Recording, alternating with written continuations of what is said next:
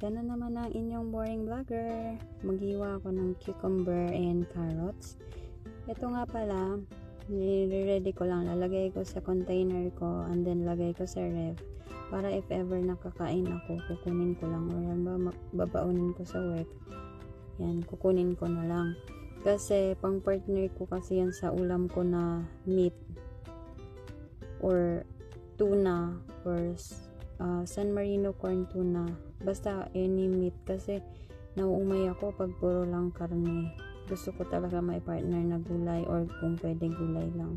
Ito ready na sila. Tapos nagpainit ng mantika. Kasi magluluto ko ng chicken. Magburan ng paminta at asin. Tapos i-massage yan. Buti pa nga yung mga chicken may nagmamassage dyan. Yan. So hindi sila pagod, diba? Para manuot naman yung sarap yung lasa sa kanila. Tapos may all-purpose flour para sa coating para masarap at hindi tumalsik pag prinito. Ito na siya. Ayan. Then mainit na yung mantika. Ipita na natin.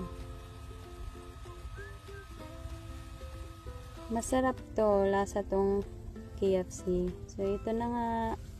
Tara!